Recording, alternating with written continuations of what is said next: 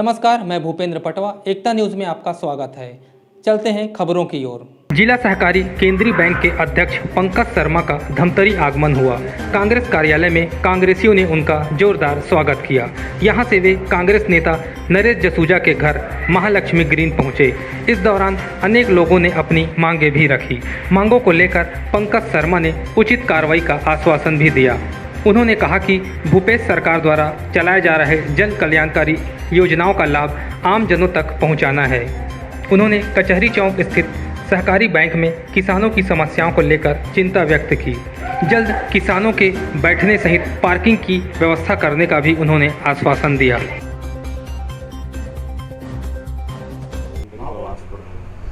आज मैं धमतरी यहाँ आया और कोऑपरेटिव बैंक भी गया और विभिन्न ब्रांचों में भी गया। क्योंकि बोनस का पैसा भी बट रहा है, मैंने देखी कैसी व्यवस्था वहाँ पर है। अधिकतर जगह किसानों की बैठने की समुचित व्यवस्था नहीं थी। मैंने आज निर्देश दिए हैं कि सामने टेम्परेरी रूप से भी अगर ग्रीन मैट लगाया जा सकता हो तो एक छज्जे के रूप में उसको लगाएं और बैठने के लिए कुर्सी उर्सी की व्यवस्था करें।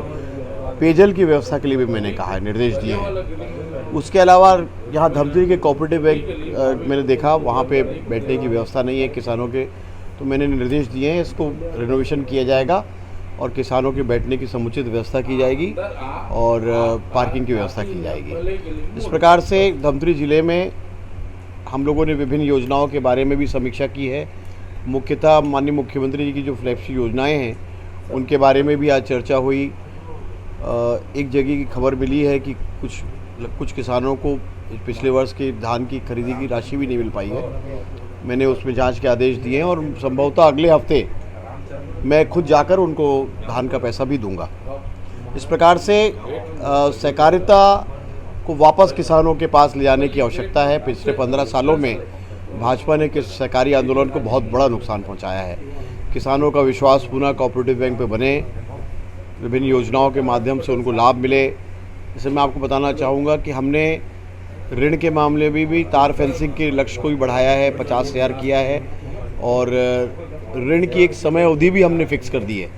9 दिन के अंदर किसानों के ऋण का निराकरण जरूर हो जाएगा, ऋण प्राप्त हो जाएगा उनको। 9 दिन की समय सीमा मैंने निर्देश देकर कोऑपरेटिव बैंक में फिक्स कराई है। इस प्रकार से हमारा ये प्रयास है कि सहकारी आंदोलन को माननीय भूपेश बघेल जी के मंशा के अनुरूप मजबूत किया जाए। किसानों को वापस कोऑपरेटिव बैंक का जो विश्वास किसानों का था उस विश्वास को कायम हम लोग कराना चाहते हैं।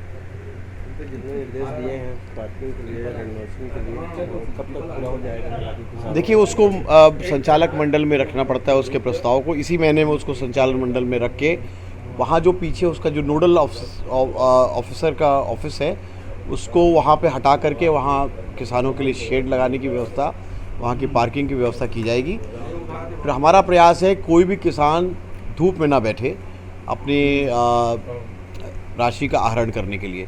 दूसरा, मैंने सोसाइटीज़ के माननीय अध्यक्षों को भी निवेदन किया है। हर सोसाइटी स्तर पर हमारे पास एक माइक्रो एटीएम होता है। उस माइक्रो एटीएम से 10,000 रुपये आहरण किए जा सकते हैं, जमा भी किए जा सकते हैं। तो उसको भी अगर हमारे किसान साथी उसका उपयोग करें तो रोजाना 10,000 की राशि वो उससे विड्रॉ कर सकते हैं। तो मैंने आदरणीय सोसाइटी के सदस्य माननीय अध्यक्षों से भी निवेदन किया है कि उसका भी उपयोग होना चाहिए।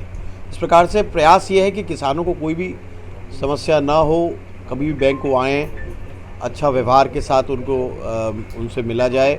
मैंने इसके भी समुचित निर्देश दिए हैं। किसानों का विश्वास पुनः कोऑपरेटिव बैंक बने, ऐसा हमारा प्रयास है। बैंक में स्टाफ की भी कमी रहती है जिससे लंबा। देखिए, पिछले 15 सालों में कोऑपरेटिव बैंक में कोई भी भर्ती नहीं हुई है।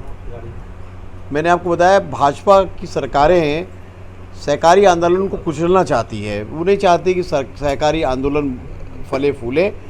उनका ये प्रयास हमेशा रहा है और वही उसी के कारण जो है बैंकों में भर्ती नहीं हुई है।